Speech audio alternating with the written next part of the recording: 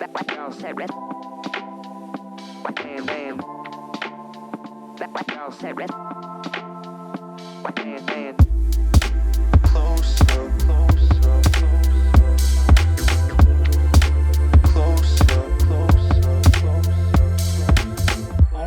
right. Welcome back to another episode of the Close Up on the Orlando Magic HQ Network.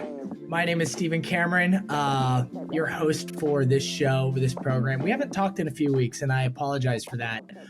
Life got real crazy the week right before Christmas, or that week before the end of the year, and I was traveling, was not doing a podcast that week. Had every intention of dropping one this past week, but had to cancel, had some timing conflicts with our guest, and it just didn't line up.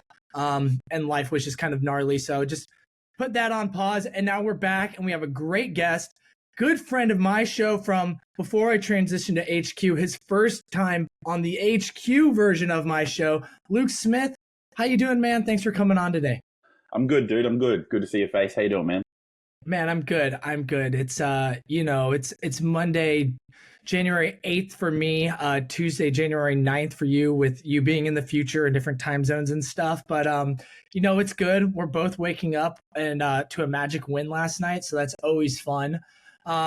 Before we get into that, man, I want to pause a second. You're wearing something fresh. There's probably only a handful of these sold so far. You're wearing a nice jersey. That is a Joe Ingles classic throwback jersey, and I fucking love it, dude. The Joe Ingles Stars. I might be the only one in Australia, man. Probably the only jersey I would actually possibly buy right now. Yeah, dude, I don't know. It's possible. So, all right, dude, how the heck did you get that jersey? So the Magic merch in Australia is a little bit of a weird one. There's been a weird little uptick the last couple of years, I've noticed, in a couple of spots. We've got these weird little chains called Stateside Sports and Lids. Lids, I think, is in North America. It was there when I lived in Toronto. And now Australia, Melbourne actually has one of the official NBA stores now. And it's got I think it's got Cole Anthony jerseys, the statement one. And then it's just all throwbacks T-Mac, Penny, Shaq.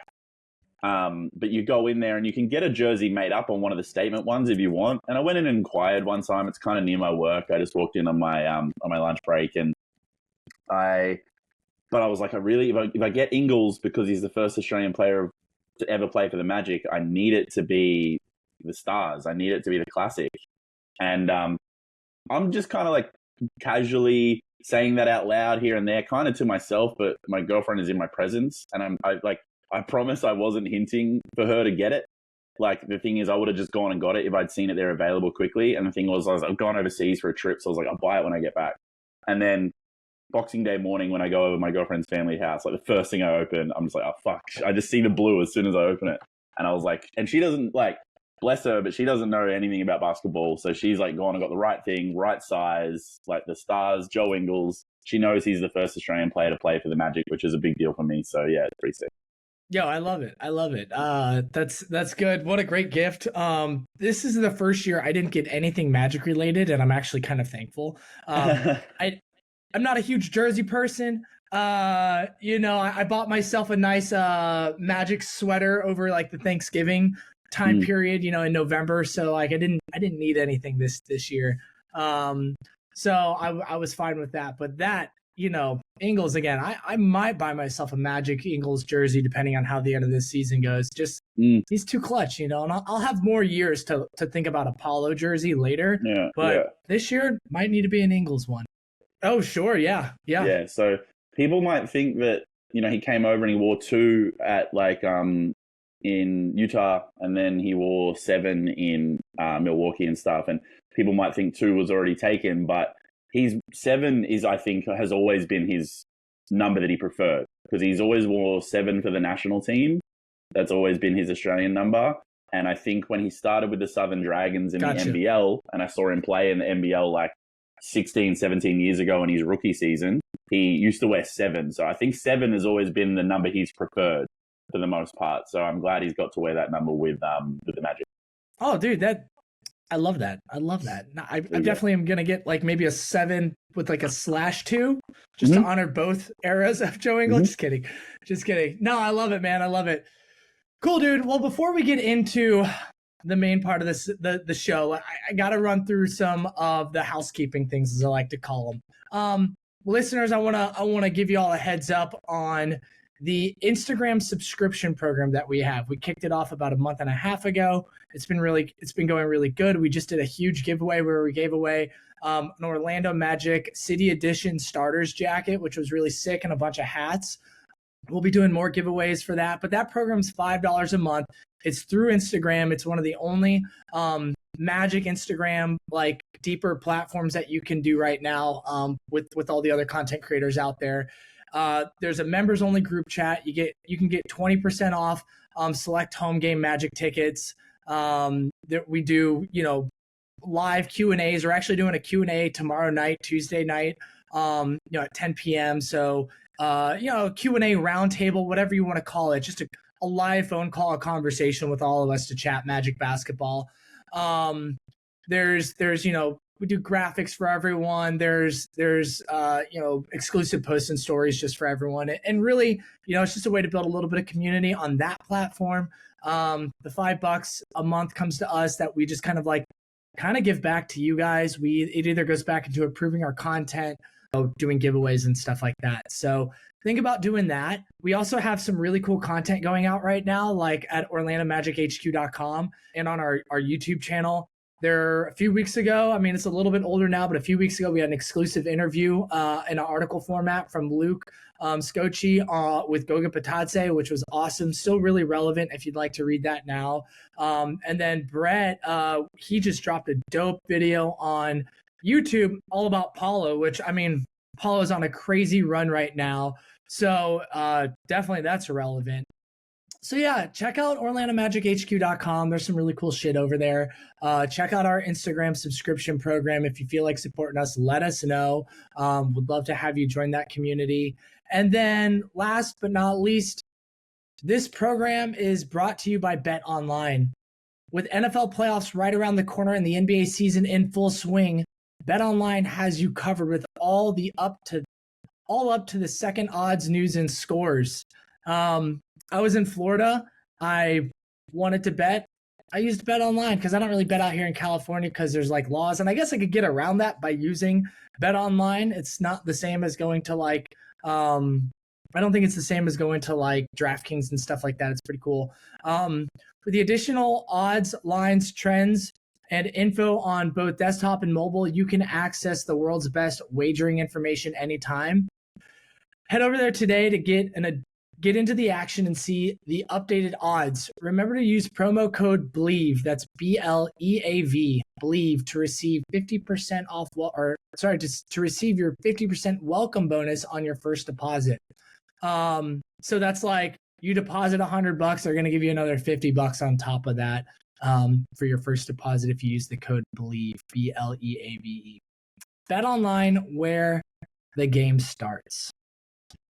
Luke, so man, it is, like I said, it's a fun day, right? The Magic are on a 2-game winning streak. They just had 2 really cool wins versus the Denver Nuggets on the road to close their road trip.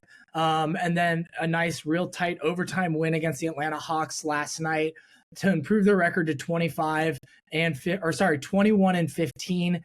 They are tied for 4th in the East with Cleveland and New York right now. All those teams are 21 and 15. The teams ahead of us are Philadelphia 76ers at 23 wins, Milwaukee Bucks at 25 wins, Boston Celtics at 28 wins. And then there's the play-in teams below us at 20. A couple of teams are at 20 wins, and there's a big gap between Indiana and Miami to Brooklyn and Chicago at 16 wins. The Magic are 4th in the standings. We started off so hot this season. I think hotter than anyone expected. We knew we were going to be an improved team this year. How have you been managing the shift in vibe and consistency of the teams with this hot start that we're having, about a third of the way through the season? Well, I guess there's a reality to it. Like it's for the most part, it's kind of been health related. I think that, national media was pretty caught off guard by us. I think the peek behind the curtain with the Magic this year is that the reality was that it was our bench winning games. like our bench was really dominating other bench units. And I think that really, really helped us. I think that was a really core part to what the consistency and the success we were kind of having. And then that started to get dismantled. That's where the health problems were initially. We had a big stretch where it was like any combination of Gary, J.I., Joe, or Jalen were out. And then that depth started getting asked to be called upon. And that depth, we'll talk about that. I'm sure we'll talk about Caleb and Schumer and guys like that coming up, because the depth has been questioned even more. But I just don't think it was hitting straight away. And I think like any young team that's hit a really good spot and is kind of finding ways to win with good coaching and stuff, it then becomes about like, how are you going to step around each little landmine of the season, you know? And I think that there was a real struggle with that. But I think the reality of it is health. You know, added to that is Wendell kind of coming back in, and the look of the team has kind of changed around like Paolo and Franz's usage, what they're seeing they're capable of. Like we can get to this later, but like I've got a real kind of, I think what's really interesting about how we started off so well was just that I think those two have just actually become better players. Like I genuinely believe that they've become better players, and the kind of increase in kind of their development has been incremental in some really key parts. But I think right now, man, it's just like I'm kind of white knuckling for January because of the schedule. It's like just I've got a figure in my head, I have a number in my head about like what I will be happy with for our results in January. Hopefully Franz isn't out too long. Hopefully Joe's back soon, because he makes Cole Anthony better. He calms that second unit. He is the best like ball handler and ultimately a point guard. Like he's a ancillary kind of like secondary playmaker. He's the best kind of basketball IQ dude that Cole has been able to play substantial minutes with on a bench unit. And I think he makes like Cole way better and everything. He kind of brings that second unit together with a real glue element. J.I.'s having a good season, man, like beyond kind of like the expectations we can have, you know, when he is on the court, I think. So for me, it's just health. The really bad run of health has come at a tough time because of the schedule this month, but I've got a figure in my head for January. If we can pull it off, we can pull it off. And I'm just kind of then I want to go from there, because the trade deadline will be a week away, and then we see how we go from there. You've said a few things in that I want to touch base on. You know, the first one, it just sounds like you've enjoyed where we're at. You know, like we're not the last. This is one of the best starts we've had in the last decade, which is really pretty incredible. And then just to, you know, you talked about seeing, you know, part of it is just like Franz and Paolo getting better, and it's like, shit, man, this run that this team is on at the moment is, you know, run. Let me rephrase that, because they've, you know, the last 5, they're 2 and 3 out of the last 5, right? So it's not really a run, but like Paulo's run right now that he is on, like he will be an all-star this year, and that is because he got better. You know, he's not going to get fan voted in, but I'd be very, very, very surprised and disappointed if he didn't get voted in by the coaches, and I think that's going to happen, right? So they're already putting him on posters in airports in Indianapolis, right? So it's pretty exciting to see that. I've been really happy as a fan. Granted, yeah, I'm a grumpy old man, and I always find things to complain about because that's just like in my nature, but I'm definitely smiling a lot more. I'm definitely having a lot of fun. And it seems like, I mean, is that also your experience? Just like a lot more joy with most of these little runs and these games we're having? Yeah, don't get me wrong. We're 21-15. We're 4th seed in the East in fucking like January 9th. Like it's unreal. It's best season we've had in years. Like, you know, like if you look at the numbers, like at the end of the day, it's like, yes, we made the playoffs 2 years in a row, in 19 and 20, you know, and took a game from I think the eventual champions both years. And like, that was cool. But as we've always said, like those teams, you just kind of knew where the ceiling was. But now, like, what would happen if we got to the playoffs this year and say we play Miami, last year's finalists, right? And like, if we end up with Miami in the first round and they're healthy, like, I'm not gonna think that we're gonna win at the end of the day. Like, I probably would, gun to my head, have to put money down. I'm probably putting it on Jimmy Butler and guys like that who have been there before.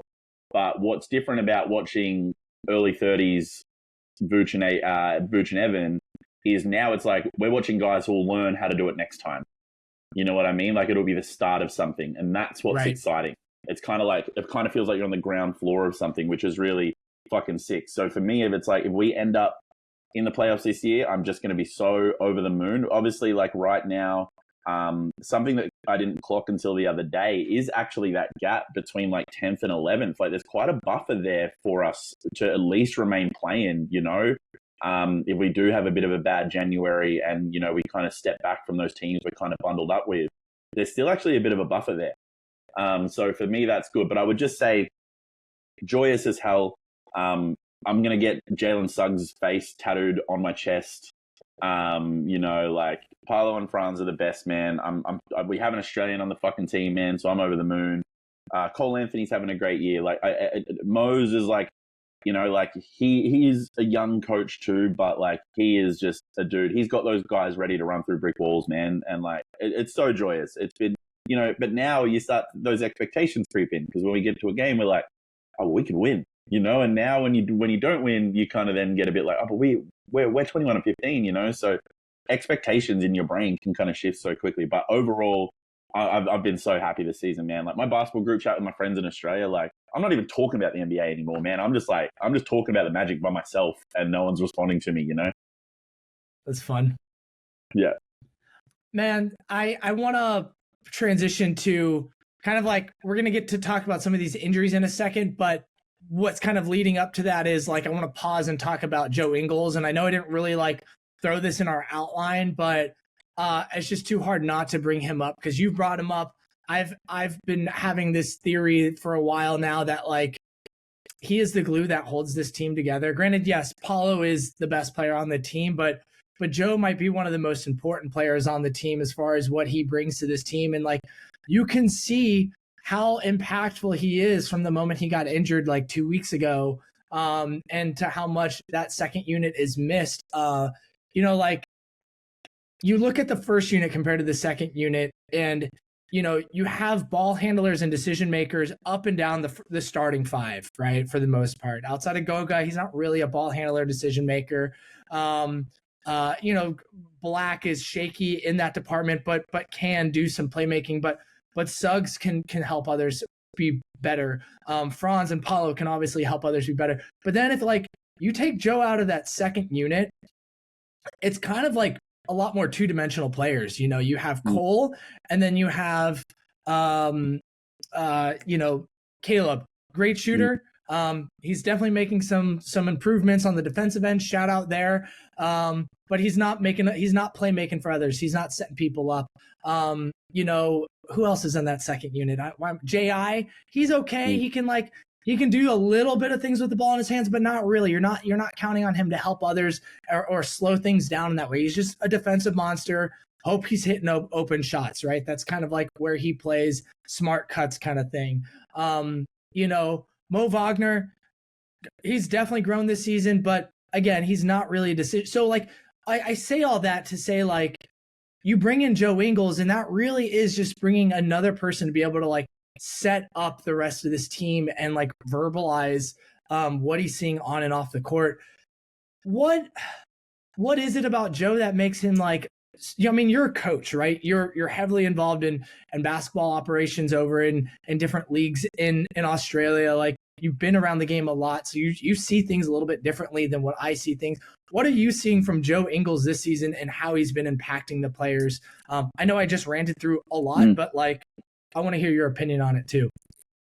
I guess I don't know the crossover of listeners, but if there's any like people who listen to HQ episodes who might not have listened to Close Up Magic, like I've been on the Close Up Magic a few times, and obviously by my accent, you might be able to tell that I'm not from Northern America. I'm Australian, and Joe Ingles is obviously someone that I've watched his game for a long time, knew who he was before the NBA, follow our national team, all of that stuff. So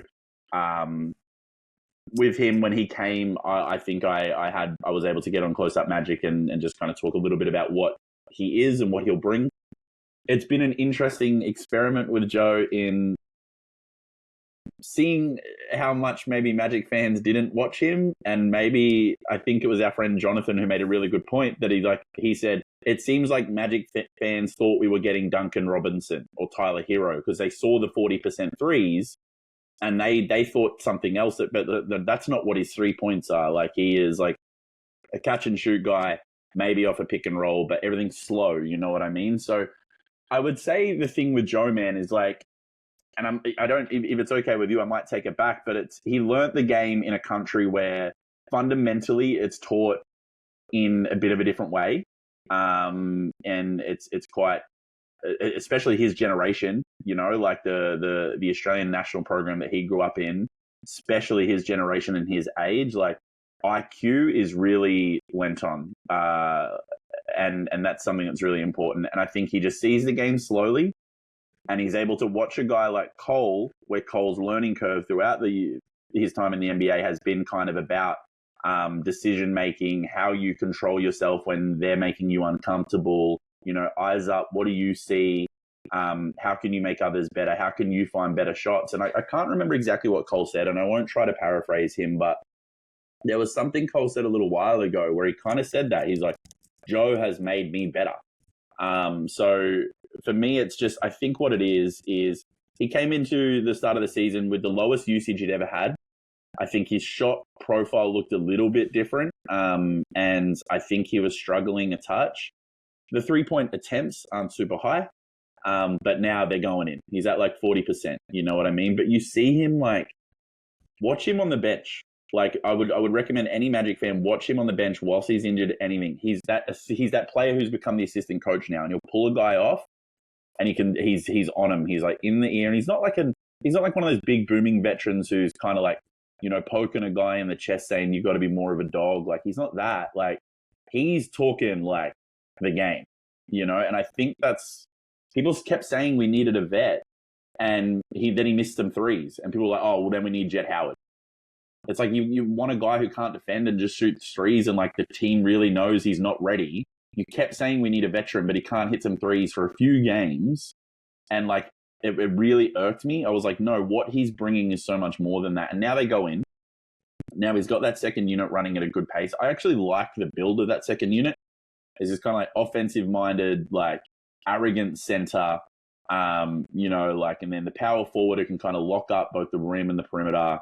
Secondary playmaker at small forward, floor spacer at the 2, and then you kind of microwave guy at the 1 playmaker. And I think it's kind of good. That's kind of like, it's kind of been the framework of some good second units. You know what I mean? And so I think it's just, I didn't like the reaction to him, his shot not dropping for a while at the start, because for me, it's like there's so much more that's happening that's invaluable, especially to the games of other guys on the court.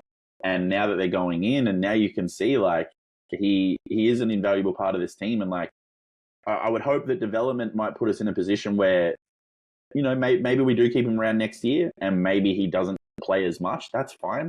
But his voice, like, and you, like, anyone who watches a lot of the Magic content and like listens to the other players, like, I know they all joke like Uncle Joe, and they're all like, Cole Anthony's like, yo, he's old. But when they're talking seriously, listen to how they talk about Joe. And like, it's very valuable what he's brought.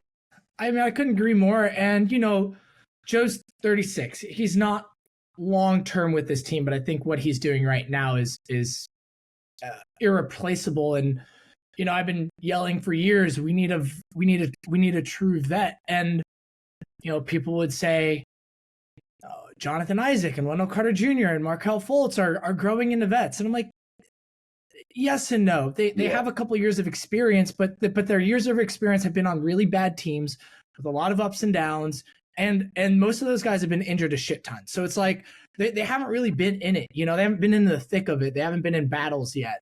And we got Gary Harris who helped a bit. You know, definitely brought some stability and respect to the team with you know, a couple big playoff appearances with the Nuggets. You know, been in the league for a little while. He was our oldest vet at like 27 at the time when we picked him up or whatever. Now he's like 28 or whatever. But then you get Joe, and it's like, I think he made the playoffs almost every year he's been in the league. You know, I think he's been in league 8 or like 10 or 11 years. I think he's been in the playoffs every season since. You know, so he's got a fuckload of playoff experience. Those Utah Jazz teams were playing at such a high level for so many years. It was just what this team truly, he doesn't take shit from anyone. So he'll tell people the way it is. And it's just like, that's what this team needed. And some of that can also play because then they can respect him a bit too, right? It didn't necessarily need to be a starter by any means, but it's cool because like we know like a little bit more about what this team needs long term, because of what he's brought to this team. And cool, we know that second unit probably needs some sort of a wing that can do some nice playmaking, slow things down, and be a nice complement to Cole Anthony, because that will bring the best out of Cole Anthony and bring the best out of Mo Wagner, and things like that, right? So it's nice to see that framework. There's going to be younger guys in this league that can fill that in the next year or two whenever we decide to move on from Joe as a rotation player. But it's been really cool to just kind of like see his impact on this team. Which then brings me to like, man, the depth of this team is pretty kind of crazy. Like we started off really nice, like pretty healthy, outside of some injuries like Fultz and Wendell Carter having injuries like pretty early with the knee issues and the broken hand and stuff like that. But outside that, like this team has been somewhat healthy. And then in the last like 3-4 weeks, we've just been hit with a fucking train. And, you got Gary Harris with missing some time. Jonathan Isaac rolled an ankle. He's been out for a little bit now. Joe Ingles rolls an ankle. And like literally, I'm at the Kings game. I'm getting ready to drive to the Kings game, which is like an hour and a half from me, 2 hours depending on traffic. I'm on the highway, like at a red light, getting ready to jump on the highway, and I see the update: Cole Anthony has been ruled out. I almost turned around at that point. I'm like, do I really want to make this drive? But I did. And then we're 6 minutes into the game, and Franz rolls his ankle real bad, and we have our first significant play with a two-way player in Trevlin Queen. We see Chumo KK start getting some run. Caleb Houston, who's been kind of like in and out of the lineup a little bit, played a decent amount in September, but like shaky, not great results. But then all of a sudden people have been stepping up. Tell me what have your thoughts been with the depth of this team and how it's just been utilized the last couple of games to really like just play through a lot of adversity. I think it was tested quite quickly, like with Goga and AB, because they weren't in the rotation, and I think it's always a risk, but and it'll pay off. But the fact that Mose went with the skip over the bench and he put them straight in the starting lineup rather than messing with that second unit, because I think that they knew what they were onto with that second unit, and the early numbers were really good, because I think like even by numbers, that when that second unit's healthy, they were just whipping teams, right? So I love that he did that. Goga's been unreal. Goga's been like, just do what you need. Sometimes the rim protection isn't always there and stuff, but I think he's that version of a guy who is a big, who's not going to always hit his threes, but he is going to kind of be aware of where he needs to be as the ball enters the paint. You know what I mean? He's always got his hands up ready for the catch. He's always there for the putback. He's big, he's strong, and I really like him. Interesting little side note is that when Australia played Georgia at the World Cup this year, him and Joe kind of got into it a little bit, which I thought was really funny. But now they're on the team and they're obviously getting along really well, and that was before they'd played a game together. So yeah, it was tested quite quick, and that was great. I think all Magic fans had a bit of a sigh of relief. And then, yeah, this stretch though, man, like holy, I didn't know anything about Trevlin Queen, man. I'm not going to say I did. I think he won G League MVP. I'm pretty sure. Chuma. Yeah, last year. Yeah, like Chuma, man, I'd had my moments with Chuma where I've been high, but I started to really get to a point where I was a bit like, all right, like it might not be happening with this guy. He's probably not going to be on this team in the long run. He might just be floating around the edges of the NBA eventually. But Caleb, I promise you, and I think you might remember, I know me and you talk hoops via text message a lot, man. I've been high on Caleb. I've liked Caleb since day dot. I've always been like, yep, this kid's probably there, like probably in a rotation for us in the coming years. And I'm really happy he's getting an opportunity. I kind of floated with some of my friends yesterday. Like, I'm not crazy, right? Like, I've talked about Caleb Houston, and my friend Dan was like, yeah, every time he gets minutes, you're always kind of like, yeah, this guy's gonna play for us eventually. So that's really cool. And I think it comes down, like, your depth also comes down to your culture. Like, is your culture good? Is that kid on the bench, like, not pissy and not going to take that pissiness into the court and think like, oh, I've got to get mine now because I'm playing? Are they going to play the game? Are they going to play for the team? And like with Mose, with the leaders, I think Paolo and Franz are becoming. We've got a lot of positive mindset guys. Jalen Cole, I think Markel Fultz is a real positive mindset guy, and he's obviously still around the team while he wasn't playing. But I think that culture then means like, are these kids going to come in and play well? And Chuma he's come in. He had the little hot stretch. Besides that, he's kind of been okay. He's playing some good defense here and there, but after the trade deadline, if we go like a 2-for-1 or something, and we need to bring a different dude into the full-time 10-man rotation, I'd be comfortable with that being Caleb Houston, man. And I think that's a big testament to kind of what the Magic are doing at the moment. I agree, man, on Caleb. He's been really fun to watch these last couple of games. I will admit in December, I was not out on him by any means, but I was a little bit lower on him for a few moments because it was like his shot wasn't falling. It looked like there was some inconsistencies with his defensive effectiveness that I thought was irregularity with his defensive effectiveness. Thank you. And I was just like, it didn't seem like he was like always. It seemed like it almost like stopped a little bit. And so I had this point. Jonathan, our friend. Listeners, we have a friend named Jonathan. The three of us in our group chat, we've been friends for like 6 years now. So if we say that name, just know it's like a friend of ours.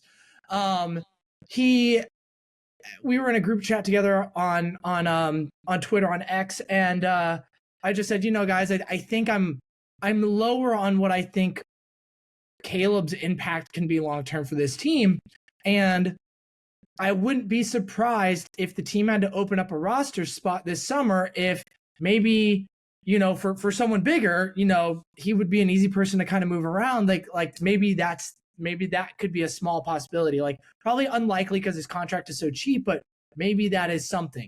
And then like I was quickly reminded that I'm an idiot and I don't know shit about basketball because this kid just like started bawling. But I think a lot of that has to do with having a more consistent role, right? Yes. You go back and look at his minutes in December and how he'd play like 4 or 5 games in a row at like 16 minutes, and then he'd come down, like miss a game or two, come in at like 10 minutes, play 20 minutes. Like it's kind of all over the place. And I have this theory, and I kind of like, it's been confirmed a bit with, I don't want to say this name too much because Magic fans hate the guy, but Mo Bamba's trainer, offseason trainer, Henry Wu, Mo Bamba trigger word for a lot of Magic fans, but he told me there's just some guys that are not meant to be their best if they don't, like, not everyone can come off the bench and have an inconsistent role, role being minutes, role being like, are you playing every night or not? Role being just like, who are you standing next to in the lineup? Not, are you just subbing in here and there? Some players are just never going to be able to vibe like that. Someone who can do that, Mo Wagner, he proved that last year, right?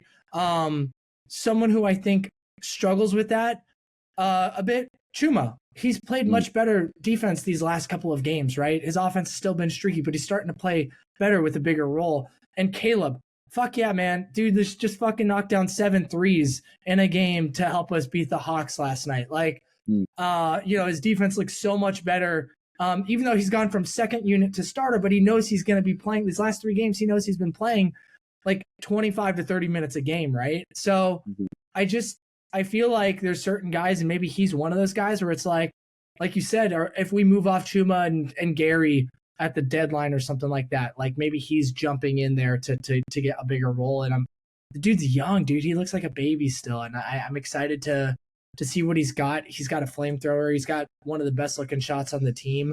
As far as like visually, it looks just really nice and pretty. So I'm psyched there. I'm glad you've noticed it. I'm glad you've enjoyed it. I think it's been hard for people not to enjoy it these last couple of games, particularly after last night. Coach called him the Machine, and I think that's a great nickname for him, Yeah. Question though, like I don't want to move off the whole injury topic just yet, but maybe on a positive note, like recently we've had Wendell Carter Jr. come back in. He got integrated as a starter right away, looked really wonky. Then a handful of games ago, coach said, you know what, we're going to bring you back in, but we're going to bring you in off the bench. Granted, he didn't play last game because of his knee again. And then we have Markel Fultz coming back for the first time, with missing 25 games so far this season. So, and granted, both guys deserve to have a few games to get their rhythm back and find themselves. Absolutely. Mm-hmm. It's hard for anyone to come back looking amazing game one after missing 20 games. I just want to give that caveat there. What's your thought with those two players being reintegrated into the team and kind of like long term? What are you thinking? I think that there's been a bit of a change in. Well, I think last year that stretch that we had to finish was a lot built around Markel's playmaking ability, feet in the paint, and Paolo and Franz kind of like reacting to a bent shifted defense, and just like Paolo kind of working out how strong he was once in, he was in the most physical kind of league he probably played in. And, Wendell just being a really high IQ, big guy who was able to kind of get a shot, from a few different spots. And then this year, I think like without Markel really there, what happened is like Paolo and Franz have just added a lot more to their game. And like, granted, like Franz shot percentages aren't great, but like, he's still just such a crafty kind of guy that defenses have to kind of bend and shift to the way he moves, like I've always said, he's got that, he does have that kind of like Manu-y kind of European kind of slinkiness about him that some of those guys who come from, European backgrounds and even like I've said, like a younger Joe Ingles and that kind of like the way they navigate space through the court. So I think Paolo and Franz just kind of got better, and Jalen Suggs just kind of got better. And then they had a bunch of games to kind of keep getting better. And then Wendell came in and he's just like kind of rusty. And it felt like even at the start of the season, like maybe it was just like the picture of how this team is going to win games has shifted a touch. And I think Wendell maybe was the player that had the most difficulty kind of adjusting to that, or like, how do I fit into this now? So I would say that, I'm still really high on him. I still think Wendell Carter Jr. is a great player. There's been some whispers that, the Magic are open to taking calls on him now, which I think, like, if that's true, well, then they're high on Goga and Mo, but I don't necessarily want to wade into the waters of speculation in that regard. Like, I still think he's a part of our future, but yeah, I think he'll be okay. He's a good basketball player. Like, we can't have a goldfish memory about that at all. You know what I mean? Like, last year you had some national media guys, like some of the national media guys more on the proper nerdy side, like actual game stuff, like your Athletics, your Ringers and stuff like that, like being like, is this the most underrated 5-man in the league? Like, and I think there was a fair case for that. So yeah, the Markel thing, man, me, Markel, one of my favorite players on the team, man. Like, when he's been healthy and feeling himself, man, like one of the funnest players to watch, and like rooting for him for everything. I'm so happy that, he found himself and his confidence and his spirit and maybe even his love for the game again, with us and our organization. Like I've always said, you watch an interview with him during the Philly shit compared to now, man, like that's a different young man. Like, he's now a confident man, like,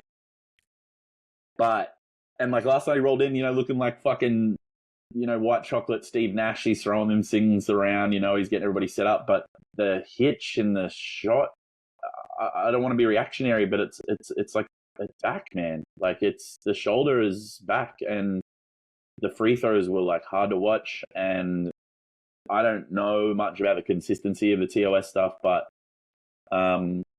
yeah, like, I don't know. I want to wait and see for a few games, but I had this moment last night, and I'm sitting there and I'm like, if it is like this and he can't make a free throw and he's airballing his shots and the shoulder hitch is really back, because it had been there in warm-up videos that we'd seen, I'm like, we're not our depth is too good now. Like, I would maybe just rather play AB, like, and just let AB be like a really simple table setter, who's learning the game, rather than like the passes that Markel can throw.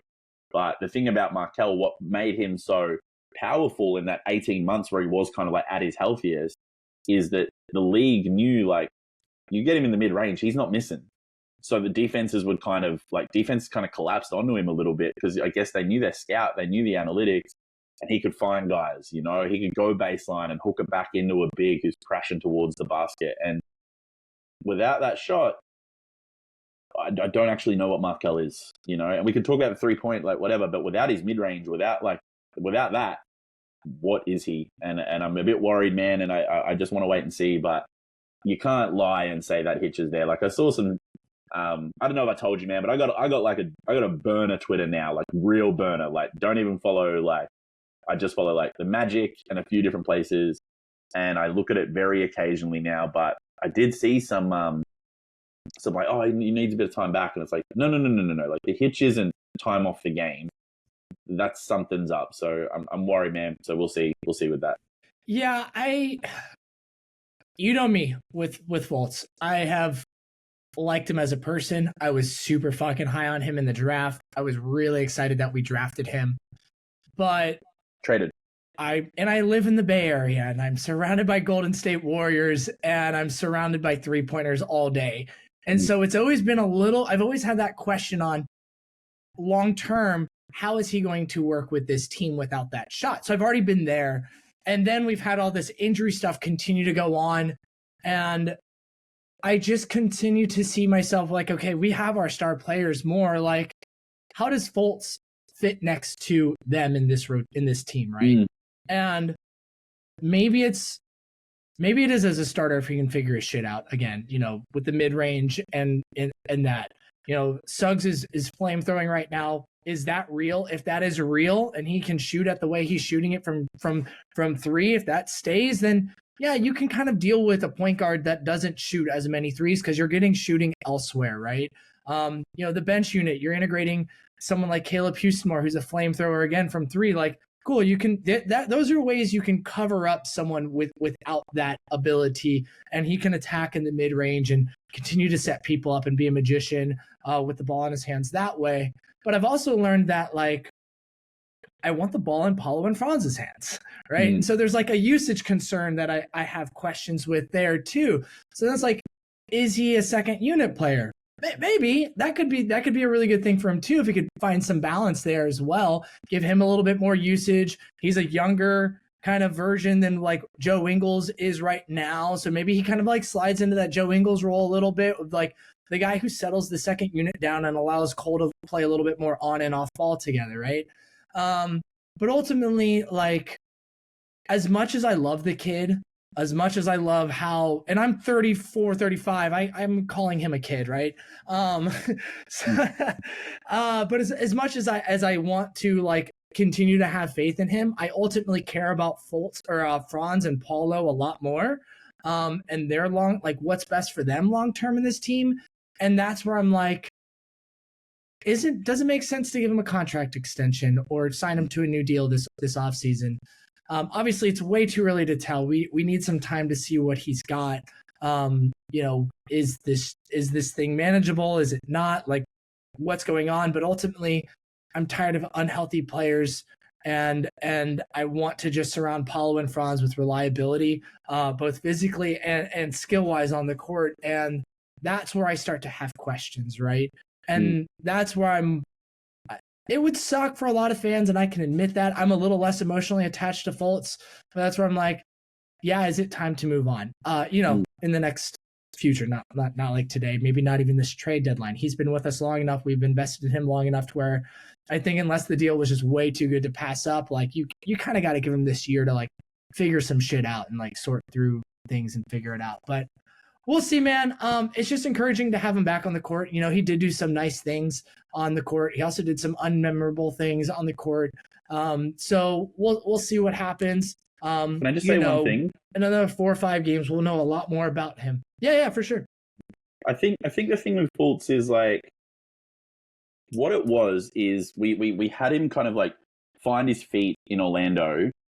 And it was cool, and like you said, you're a little less emotionally invested. I think you and I have talked. Like, I'm a sucker for the story, I've always been a very emotional basketball fan. Like that is the honest truth. Like, my second favorite player of all time is Allen Iverson, just because of the whole, just so much of like his heart, his story was kind of my thing, and that is always the type of fan I will be.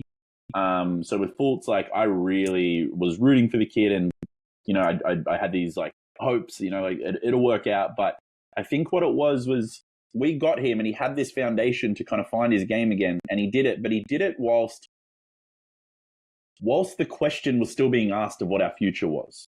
And I think what it is that well, now the answer to the question in a way is is that we've worked out we've got these two foundational pieces in Paolo and Franz, and now he then becomes the question: do you fit with what the answer was? It was kind of cool, and then we drafted Franz, and then we drafted Paolo, and now it's like, well, we now know that they're the answer to the question as to what was our future. You were a great story during. Now we need to reposition the question, and it's, do you fit with these two guys who, in a way, were the answer to what our future was? So it's kind of like he had this little, like, this bridge between, even though he played with those guys like your AG, Vooch, and Evan era, like he had this bridge between that. And then as we bridged into Paolo and Franz, it's like you now need to reposition like your kind of approach to Markel. And I even think now, like, I even think that for us, like, shooting is going to be a premium at the end of the day. And I think that what we didn't go draft, like, we didn't go draft two gunner shooters from three. We've got guys who have been patchy and have stretches, and I know Paolo's shooting good for the year now, but like we can't say that that's always the case. Like we've seen him go 0 from 6, 0 from whatever. We drafted guys who probably need shooters around them rather than it being Markel with shooters around him. And I just think that, yeah, the question, there's some questions that the Magic need to kind of ask. Yeah, and it's possible that, he gets another like little short extension to kind of see things out. I definitely, at this point with his injuries, I wouldn't expect another like 4-year deal, maybe like another 1-and-1 kind of deal or something like that with him if he's going to stick around, unless he just fucking blows it out of the water the rest of the year, like finds his rhythm pretty quickly and just crushes it. But to me, there's just like too many injury things to give him another long contract. But maybe he's around next year. I hope he can find his way.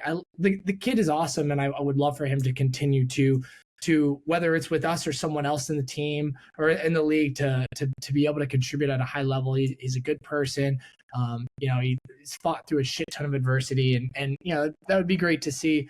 But again, ultimately, like you and I both said, like, can he fit next to Paolo and Franz? And I'm not gonna say I know the answer to that question. I have a feeling about that answer, but he does deserve to be able to answer that himself, and he's back now, so we get to see that, which will be really cool.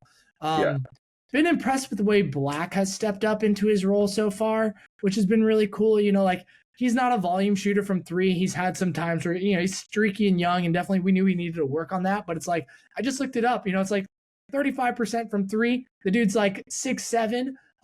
Definitely has some work to do offensively, but defensively he's just been a monster and had some really nice performances. So that's been pretty fun to watch.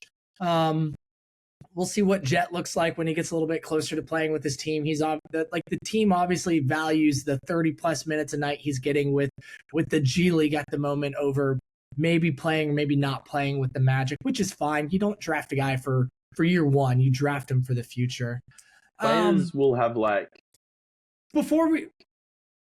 there will be like, I think sometimes go ahead. teams, Sorry. We have a little bit of delay, audience, so that we're like kind of talking over each other.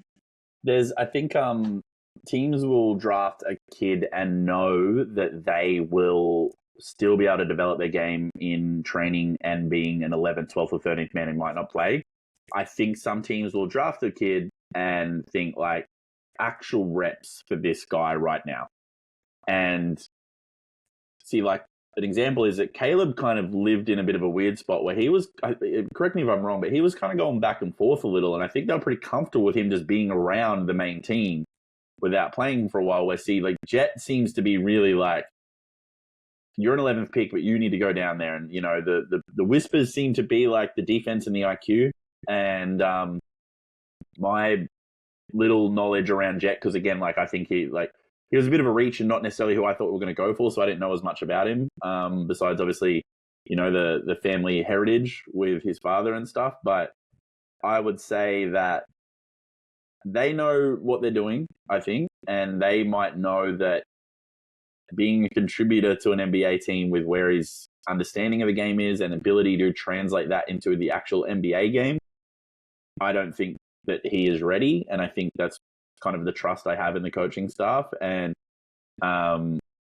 what we might lose from other guys just to bring in him in the hope that like the shots start landing, I think they've probably done the the analysis there of the value of it. And I think that they do seem to value that, like, just go play, just go hoop, learn how to play again. Because the thing with the G League, man, is it's like the talent level isn't there, but the thing about G League is that there's like hungry guys, like there's this hungry dudes who want spots, and it's like, so I'm interested to see when we're in a position where they are like considering jet someone to be a rotation player, like, but that's just I'm not really thinking about him, to be honest. I'm kind of like, he's just back of mind for me, and we'll see what happens in the future. Sure.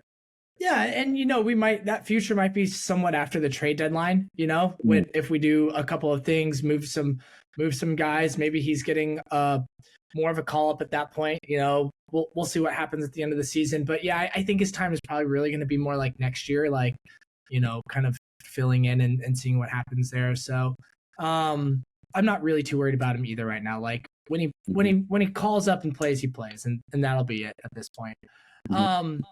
Man, so we're wrapping up here in a little bit, but I want to touch on a couple more things before we completely say goodbye and roll up this episode.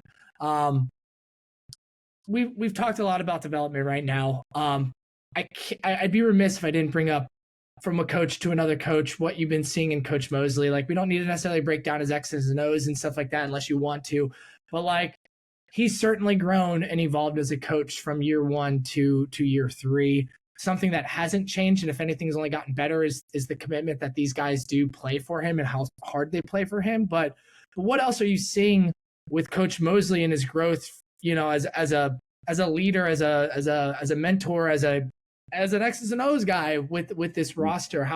How impressed have you been with Coach and where he's gone and whatnot?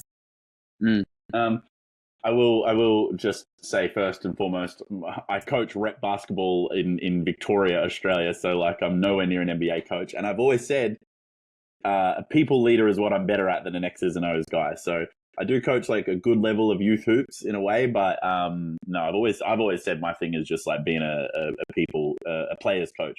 But regardless, like, obviously, like, that is a side of the game that does interest me somewhat.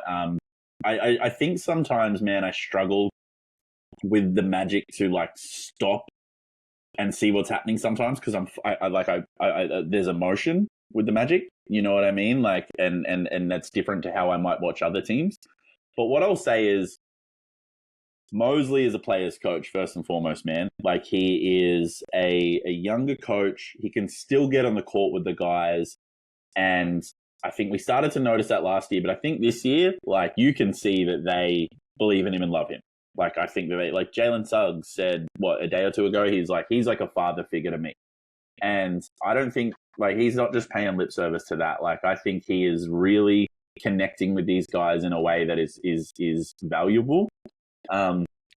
Last year was a lot of, I think he said it. He's like, I want to just let these guys see the court. There's a lot of like, dribble, handoff, read and react kind of stuff, like what's in front of you, where I think now you're seeing more kind of, early shot clock actions to try and see what the defense is doing, where their switch is, what their switching scheme is, and actually looking for matchups and stuff, because the usage of Paolo and Franz has gone up. You know what I mean? We're just letting them rock a little bit more with the ball. So like, I feel like, and like they're like, look, there's going to be someone out there with more of a kind of Rain Man type brain about Orlando's play the last 2 years than mine, but I feel like I'm seeing more kind of like early shot clock, like quick cuts from, the 45 to the corner with like, then a weak side down screen. So someone comes up, Franz gets it on the catch. They look at how the defense has shifted and they go from there. Where last year, it just did feel a little kind of like, someone comes off a pin down in the corner, we kick it over to them, then there's a dribble handoff, and just very eyes up basketball, see what's in front of you, make decisions, learn from your decisions. Where this year, just some of the actions just seem a little bit more kind of like, well, let's break down their defense. Let's not just kind of play basketball, or let's find a matchup. Let's not just play basketball. It seems a little more like he's just got a little more faith in them to get on the court and like catch out defenses that can be broken down and kind of test the opposing team. So that's just kind of my like basic view of what I'm seeing. I would say that Mosley is, man, he's got like I don't remember him being this loud courtside. Like it's like really like coming along. Like I feel like it's getting more and more. And I've got like a little bit of a different view on that. Like I've heard some really interesting perspectives from coaches about not coaching from the sidelines and letting guys kind of play through mistakes and then like talking to them. But he's a real coach from the sidelines guy. You know, he really rides every play. You know, like, you know, by yourself, show your hands. You know, like show your hands is a big one for him. Show your hands, you know, on defense. And so I don't know. I think that kind of stuff can have a bit of a mixed outcome. But he is a guy that I love for this team. You know, I think he's gotten better with. I think that run that we had, like, you know, rotations were kind of good and stuff. And I don't think he seems as out of his depth in big moments now. Like I think he seems to have a bit more composure. I think they're coaching in the best league in the world. They're all good at keeping a straight face, but there's something about him now where I feel like I'm watching a guy who really is like, I'm good, you know, like, and he's ready to go. So I've really enjoyed where he's at. And I really enjoyed just kind of like, seeing guys get better, because I think him and that coaching staff are a big part of it. I think we have a great coaching staff at the moment. So a good coaching staff for this team. So I'm very happy. Yeah, right now things feel right with this staff, the way they're collected and put together. I think we'll really see what this staff is made of, and even the players are made of, in the playoffs this summer, or hopefully we make the playoffs. But yeah, in the playoffs, and it's a great development opportunity for not just Magic players but also the coaches. So I don't know if like it goes real poorly. I'm saying like they gotta go, but it's like. It's going to be one of the best experiences for development for Paolo and Franz at such a young age that you were mentioning earlier. It's also going to be a really good experience for the coaching staff, for Coach Mosley and his team, who are a pretty experienced coaching staff. These aren't a bunch of young guys. They've all been assistants in other parts of the league. I think another one has even been a head coach at one point. So there's definitely experience there. So it'll be fun to watch them in the playoffs. And then, if they're still around next year, which I assume they would be at this point, how they evolve from there. Now, Luke, at one point I wasn't going to bring this up and we kind of skipped over it, but now I'm going to circle back to this because I've thought about this. We're a month out. It's January 8th. The deadline is February 8th. What is your mindset going, these 4 weeks going into the trade deadline this year for the Magic?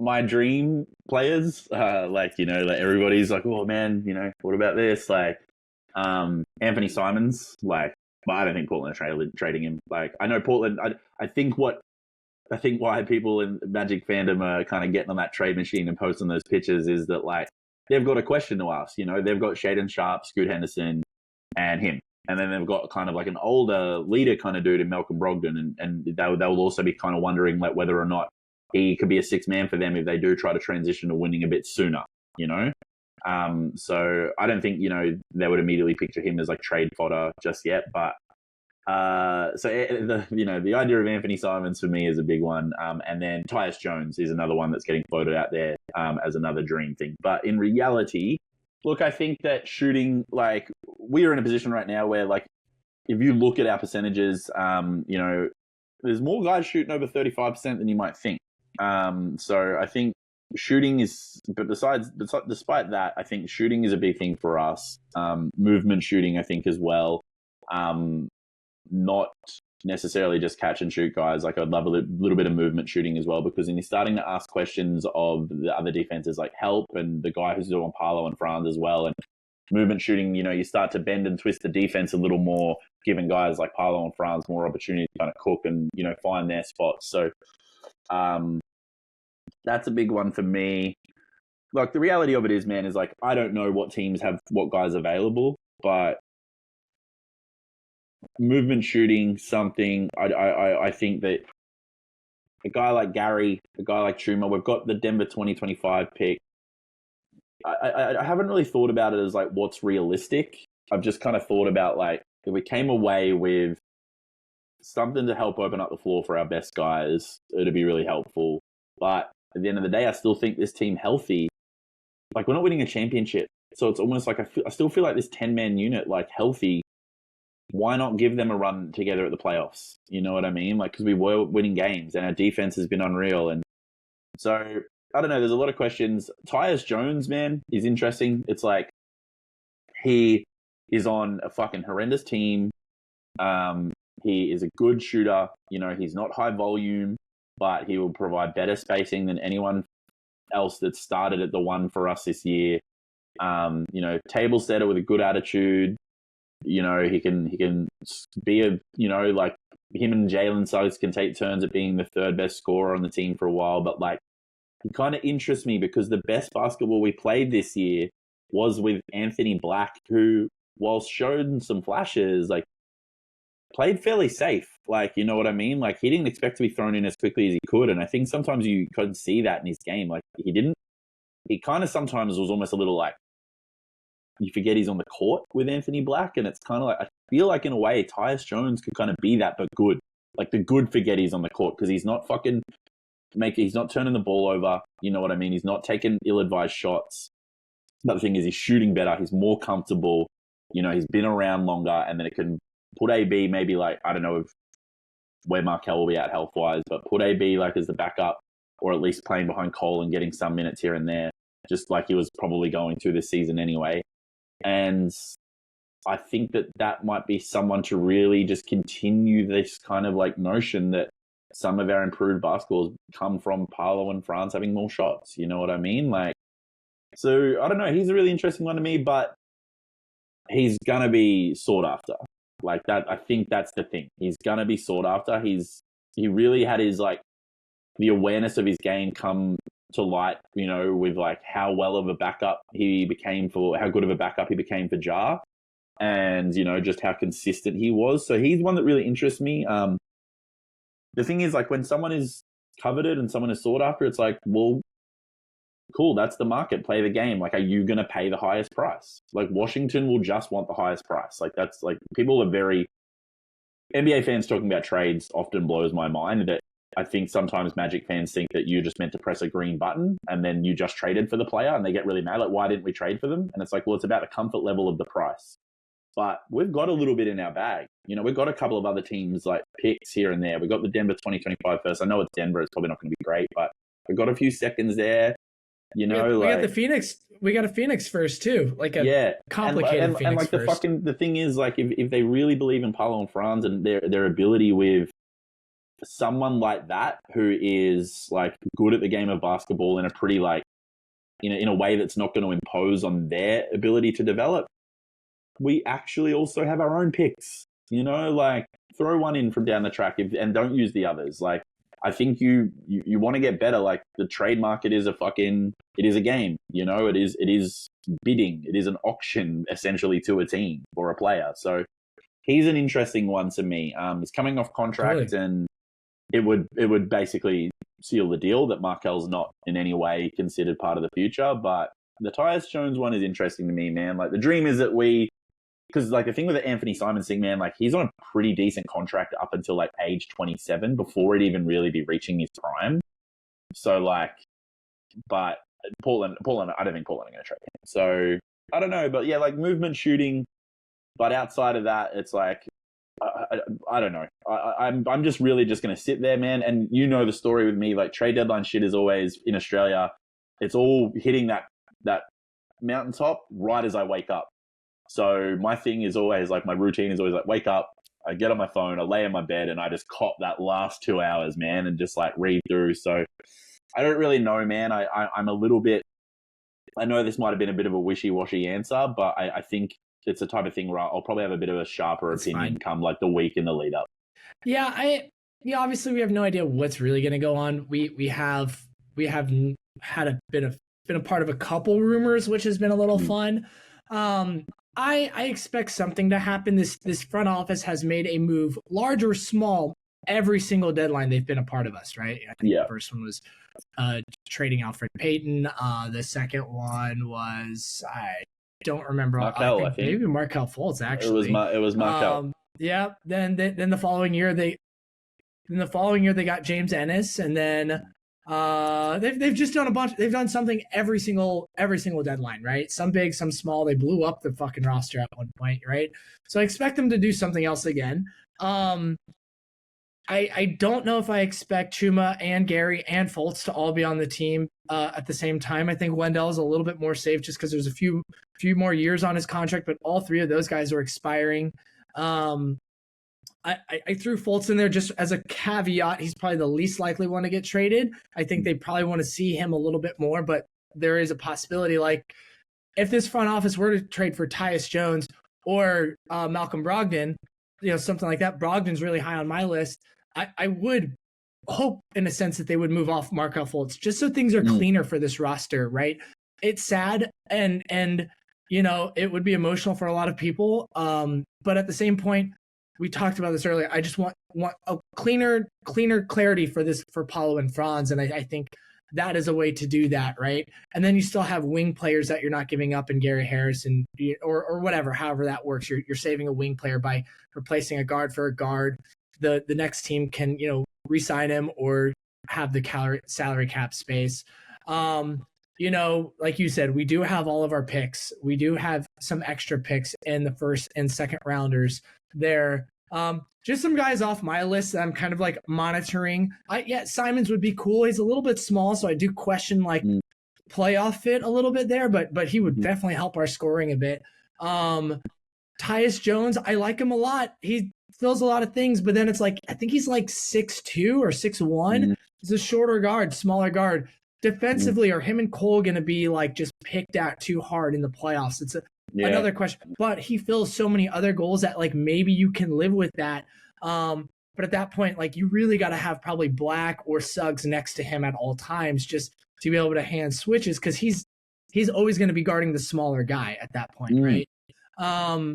And then, but like maybe if you're going for Tyus, maybe you could also like somehow get Corey Crisper. Corey Crisper off there.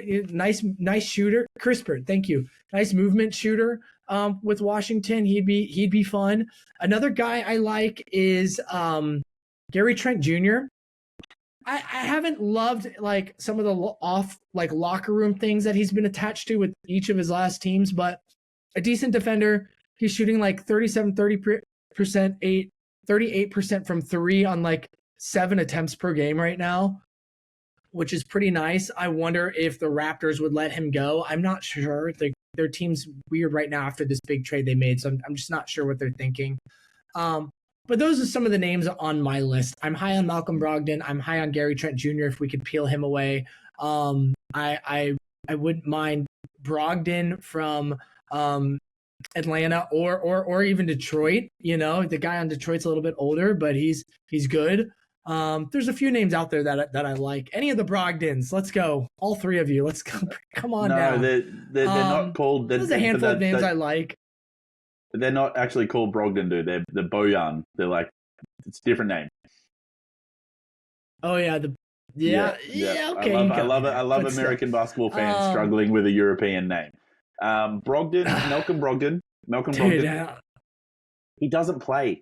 He doesn't play. Like he I people talk about Brogdon and I'm like, he plays 48 to 60 games a year. Like he's always injured, man. That's my concern with him. Like I do worry about him. I think he's good. I think Malcolm Brogdon is good. I do worry a little bit. Yeah. Yeah, like I think the most he's ever played, I brought it up while you were talking, was his rookie year. He played 75 games. After that, 67 is the next highest. After that, 64. And then from there, he's never played more than 56. So, like, that's where I worry. Gary Trent Jr. But if you go deeper into last year... Yeah. If you go deeper into last year's version of him and how he missed the games, it's nothing really concerning. Okay. And then where he's at this year with the connectivity, yes, there is a risk for him. I'm probably not throwing like a shit ton to go get him, but I'm definitely making a call. Because if you go deeper, it's like, it was just sporadic misses here and there. It wasn't like he missed a shit ton of time, like 12 games all at once for something major, just like little dings in that. But yeah, he's a risk for sure. He's injury, but I'm like, he's probably a little bit less injury prone than Fultz at this point, you know? Yeah. But yeah, I don't know, man. I don't know. I'm probably not chasing that dream right away. Considering we have Black, we do have Fultz on the team. Maybe I'm trying to fill in that wing shooter 3-and-D type guy that's got a little bit more volume to his game than some of the shooters. I would say this. The concern we'll about happens, Anthony man. Simons, the concern about Anthony Simons and Tyus Jones height wise. Suggs is the best guard defender in the league right now, if not a top 3. And he's physical. Absolutely. And Anthony Black is 6'7" and has shown defensive flashes. I understand playoffs, like, guys get targeted, but we have built this kind of like jumbo-ish team, you know, like, and Paolo and Franz is big and strong and taking steps. Paolo's become a better defender, 100%. Still got a way to go, but I think that if you're looking at where the gaps are, it's like, well, then can you lean a little bit on this identity you've kind of built to then plug a hole in a different element of the game, you know? So it's the give and take of roster construction, but I back our defensive like kind of setup and our defensive kind of profile a little bit. But I do appreciate that concern, because traditionally that's what a playoff problem can be for teams, is guys getting, you know, targeted and stuff like that. But I think we would have an interesting backline to kind of make up for that. So I'd be interested to see how that went. But yeah. It's gonna be fun regardless, man. I you know, you and I can't predict the future. The names we said are probably, none of those names are probably gonna be the person we draft or trade for, which is pretty funny. It's gonna be someone that's completely off our radar. Which is gonna be, you know, I don't know. It's always something I don't expect. We could kind of predicted a few things, but this is like an interesting year. You know, it's like the first year they're trading to get better, when the only time they've really done that was when they traded for